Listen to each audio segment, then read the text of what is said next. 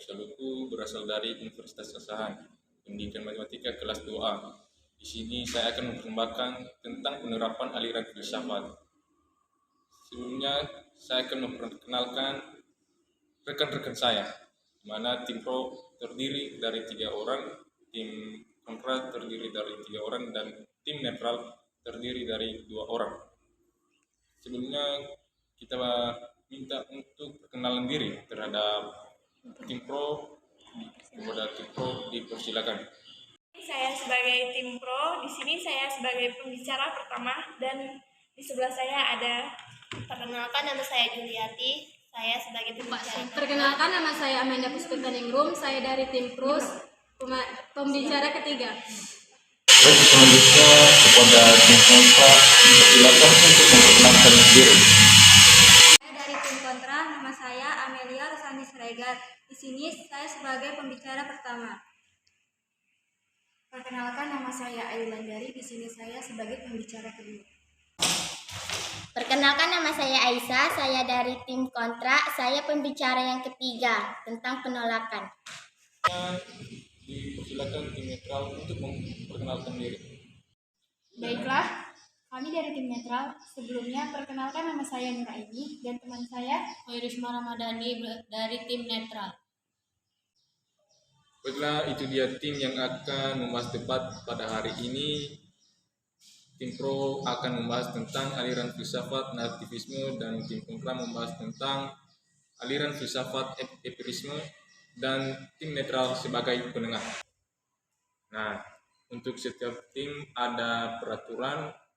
Setiap mengangkat sebuah argumentasi dan diberikan waktu selama 3 menit dan berlaku untuk semua tim.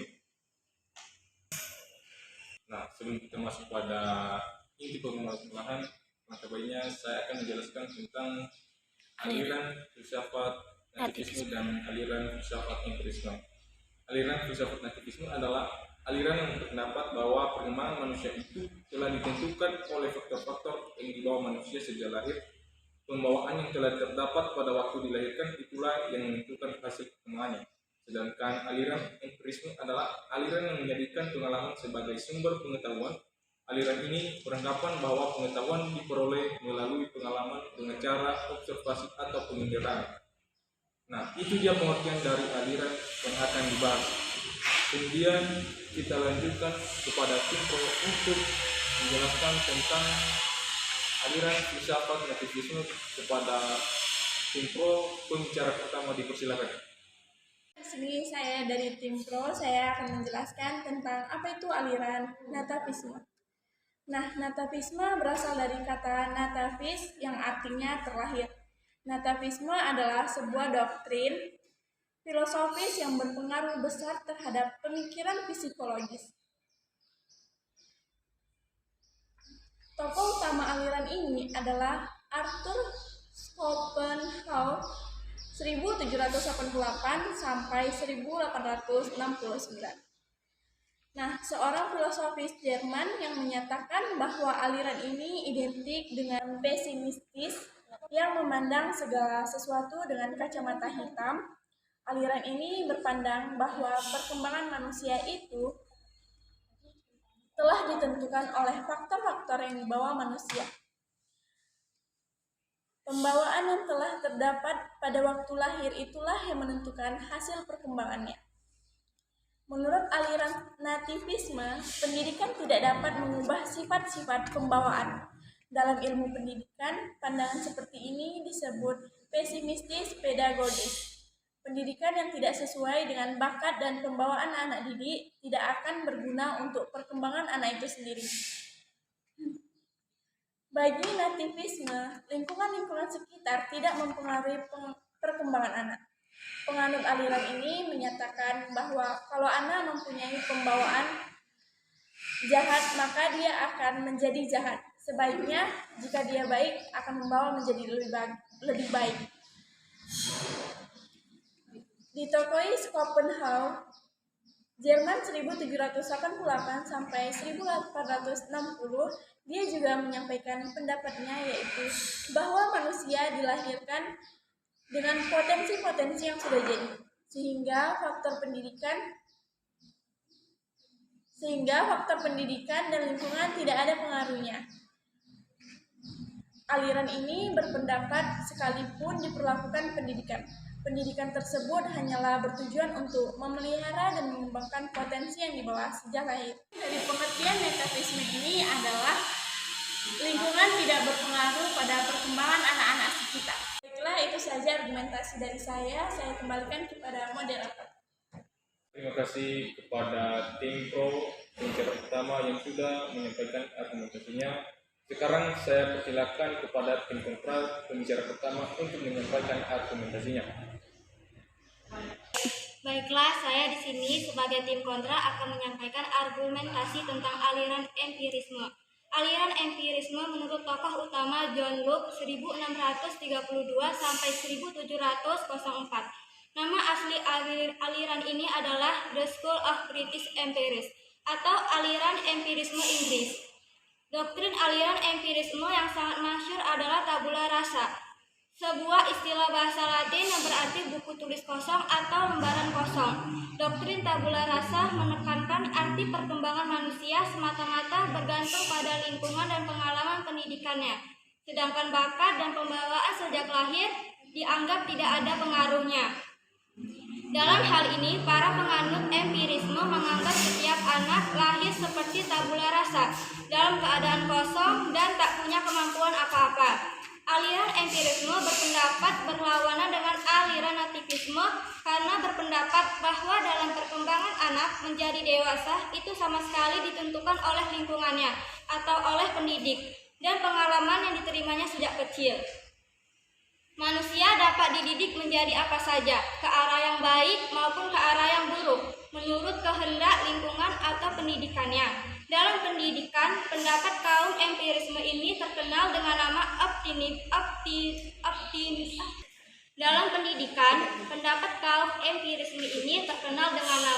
optimisme pedagogis. Kaum behavioris pun sependapat dengan kaum empiris. Sebagai contoh, dikemukakan di sini kata-kata Waston, seorang behavioris tulen dari Amerika. Berikanlah saya anak yang baik, keadaan badannya, dan situasi yang saya butuhkan.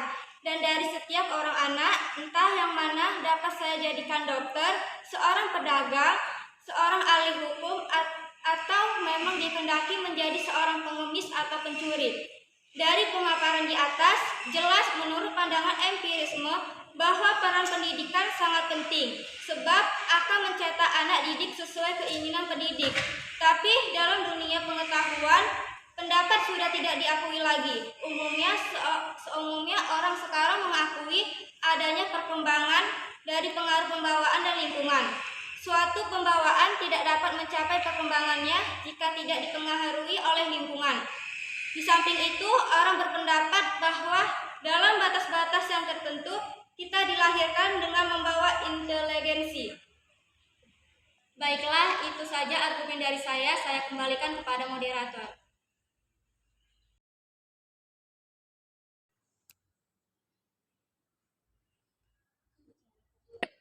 Baiklah, terima kasih argumentasi dari tim kontra pembicara pertama. Selanjutnya dilanjutkan dengan tim pro pembicara kedua. Berarti pro dipersilakan. Dari tim pro ingin menyampaikan argumentasi saya dan pendapat saya. Berdasarkan dari pemaparan pertama yang dibacakan oleh teman saya, Jahari Apsi, yaitu menurut pandangan saya aliran nativisme ini merupakan aliran yang diperlukan pendidikan karena bertujuan untuk memelihara dan mengembangkan potensi yang dibawa sejak lahir. Hasil perkembangan anak tersebut ditentukan oleh pembawaan yang sudah diperoleh sejak kelahirannya. Lingkungan kurang berpengaruh terhadap pendidikan dan perkembangan anak. Oleh karena itu, hasil akhir pendidikan ditentukan oleh pembawaan yang sudah dibawa sejak lahir. Contoh yang dapat kita lihat secara jelas yaitu pernah diberlakukannya sekolah RSB atau Rintisan Sekolah Bertaraf Internasional yang dilakukan di beberapa sekolah kota di Indonesia. Dan beberapa ketentuan lain seperti persyaratan PPDM yang mengharuskan seorang calon peserta didik memiliki IQ standar minimal. Pernah juga memperoleh kejuaraan atau prestasi di kelas maupun adanya peraturan standar rata-rata nilai minimal yang dimiliki peserta didik dari hasil pembelajaran di jenjang sekolah sebelumnya. Dari dua fenomena tersebut, yang menjadi kunci utama adalah faktor kecerdasan atau IQ. Hal ini dapat diketahui dan bukan menjadi rahasia umum lagi bagi beberapa sekolah yang memberlakukan peraturan atau syarat minimal masuk sekolah adalah memiliki IQ rata-rata yang tinggi. Ini dapat disimpulkan pula bahwa proses pendidikan yang dilaksanakan di sekolah bukan untuk menggembleng siswa dari yang belum tahu atau kurang terampil menjadi terampil, namun rata-rata sudah memiliki keterampilan yang tinggi. Dan hal lainnya yang dapat kita rasakan akan implementasi teori nativisme di sekolah yaitu tentang tes penjurusan atau penjurusan pada jenjang sekolah menengah atas, yang dimana terdiri atas jurusan ilmu pengetahuan, ilmu sosial, bahasa, agama. Banyaknya sekolah yang menerapkan hal tersebut dengan dilihat dari tes atau seleksi kemampuan peserta didik yang memiliki potensi atau kecenderungan dari salah satu jurusan. Di samping itu, untuk jenjang sekolah dasar maupun sekolah menengah pertama, implementasi teori ini dapat berupa seleksi atau tes mengikuti program ekstrakurikuler. Biasanya, guru kelas maupun guru mata pelajaran sangat berperan aktif dalam mengarahkan dan membimbing siswanya dalam memilih program ekstrakurikuler. Di sekolah-sekolah elit bahkan diadakan tes bakat dan minat kepada calon peserta didiknya. Baiklah, itu saja argumentasi dari saya kembalikan ke moderator. Kepada pembicara kedua dari tim pro, selanjutnya pembicara kedua dari tim kontra, dipersilakan.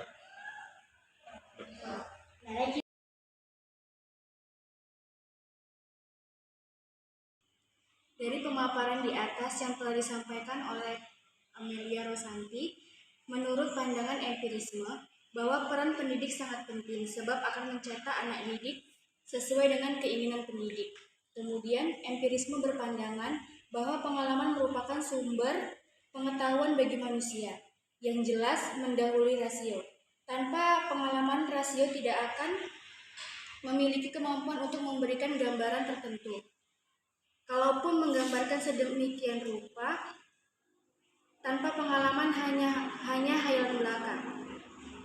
Kemudian menurut John Locke pada tahun 1632 sampai 1704 Masehi, salah seorang penganut empirisme yang juga disebut Bapak Empirisme mengatakan bahwa pada waktu manusia dilahirkan, keadaan akan masih bersih, ibarat kertas yang masih kosong yang belum bertuliskan apapun. Pengetahuan muncul ketika indera manusia menimba pengalaman dengan cara melihat dan mengamati berbagai kejadian dalam kehidupan sehari-hari. Kertas tersebut mulai bertuliskan berbagai pengalaman indrawi. Seluruh sisa pengetahuan diperoleh menggunakan jalan serta membandingkan ide-ide yang diperoleh dari penginderaan serta refleksi yang pertama dan sederhana. Kemudian, pengalaman merupakan sumber pengetahuan yang sejati dan pengetahuan harus dicapai dengan induksi. Ilmu yang benar adalah ilmu yang telah terakumulasi antara pikiran dan kenyataan. Kemudian diperkuat juga oleh sentuhan indrawi. Contohnya, empirisme adalah tindakan dan perilaku seorang anak yang didasarkan pada pengalaman saat pengamatan terhadap lingkungan sekitar. Seorang anak berkata kasar karena ia mendapat pengalaman serupa, entah dari keluarga atau temannya.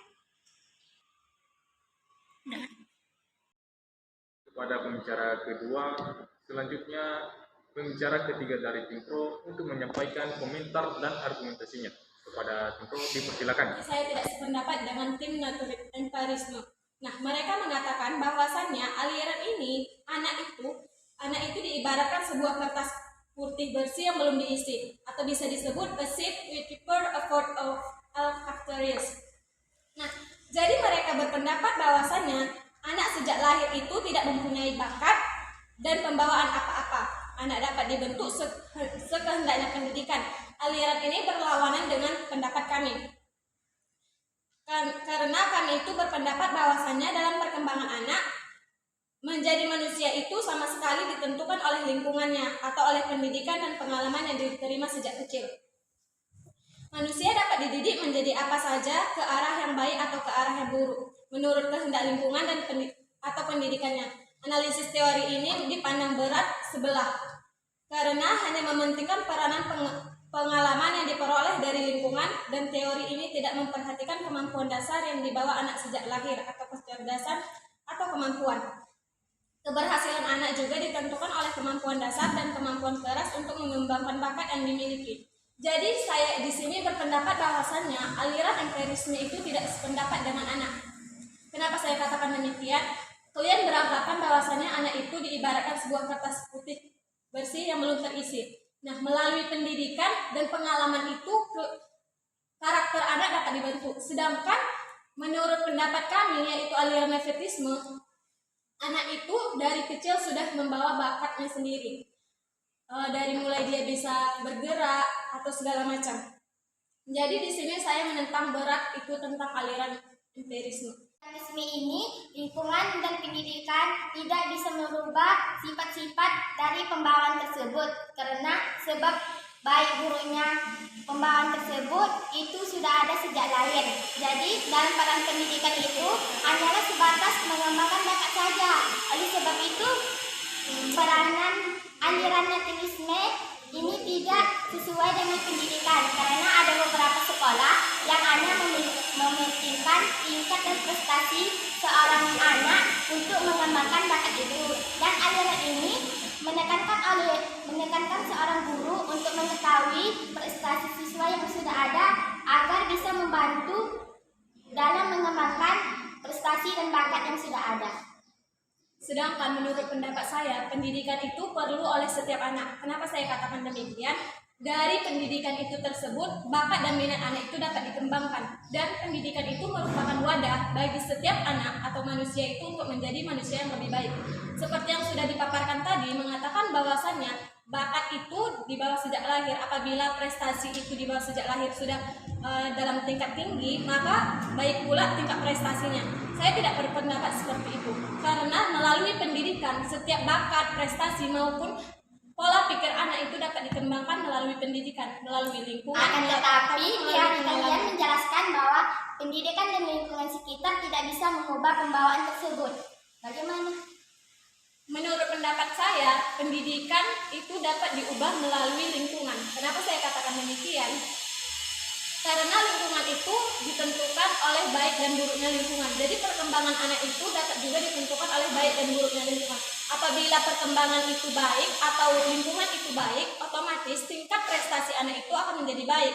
Sedangkan kalau misalnya tingkat lingkungan itu buruk, ada beberapa orang atau anak itu dapat mudah terjerumus ke lingkungan buruk tersebut. Bila itu seorang anak memiliki pembawaan yang buruk sedangkan lingkungannya itu baik, berarti anak itu telah mengambil dari pembawaan lingkungan yang buruk itu. Misalnya dia itu di lingkungan sekolah. Nah, beberapa temannya itu ada yang memiliki lingkungan yang kurang baik di rumah. Jadi dalam kelas kan kita itu banyak kepala nih, banyak orang, banyak anak.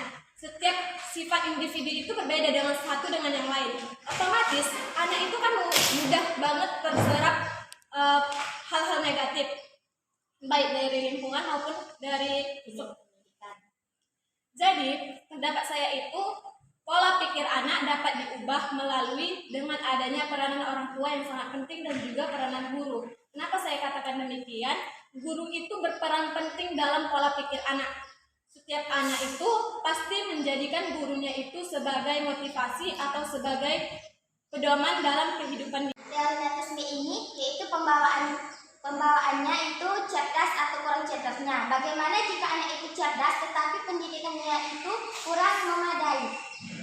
Dari itu otomatis peran orang tua sangat penting. Kenapa saya katakan demikian?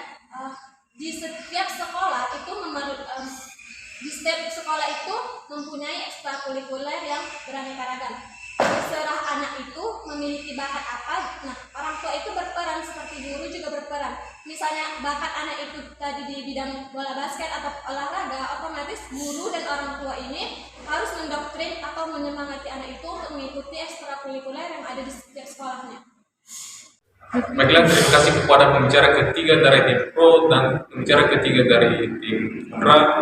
Selanjutnya, untuk mempertegas hasil debat kita pada hari ini, saya persilakan kepada tim netral untuk menyimpulkan hasil pengamatan mereka terhadap dua tim. Baiklah, terima kasih atas waktu yang telah diberikan. Di sini kami dari tim netral ingin menyampaikan pendapat dari kesimpulan debat yang dibahas pada pagi hari ini. Pendidikan mempunyai peran dan manfaat yang besar dalam mencapaikan keberhasilan perkembangan anak. Pendidikan merupakan usaha sengaja dan terencana untuk membantu peserta didik dalam proses perkembangan untuk mencapai potensi dan kemampuan agar bermanfaat bagi kepentingan hidupnya sebagai seorang individu dan sebagai warga negara atau masyarakat agar tercapainya tujuan yang mulia tersebut. Maka dibutuhkan teori yang menunjukkan kepada bentuk asas-asas yang saling berhubungan kepada petunjuk praktis. Dalam dunia pendidikan telah berkembang teori-teori pendidikan yang bertujuan agar generasi masa depan lebih baik dari generasi-generasi sebelumnya. Salah satunya aliran filsafat nativisme dan empirisme. Oke, di sini saya akan melanjutkan kesimpulan dari Nora ini, yaitu adalah kedua aliran tersebut hanya membedakan artinya, tetapi tujuan kedua aliran tersebut adalah untuk membantu mengembangkan potensi seorang anak yang dididik. Dalam aliran nativisme ditegaskan bahwa bakat dan potensi anak diperoleh dari warisan atau keturunan, sedangkan aliran empirisme merupakan potensi atau bakat yang diperoleh dari pengalaman dan panca indera. Oleh karena itu, aliran keduanya bisa diterapkan di dalam sekolah karena tujuannya yang sama, untuk meningkatkan dan membantu anak menumbuhkan potensi dan bakatnya. Hanya saja, penanganan yang harus sesuai dengan bakat dan kemampuan anak buat dengan aliran atau peraturan yang ditetapkan. Karena jika tidak melihat potensi yang ada di dalam anak tersebut, maka proses perkembangan bakat anak jadi terganggu. Sekian kesimpulan dari tim netral, saya kembalikan ke moderator.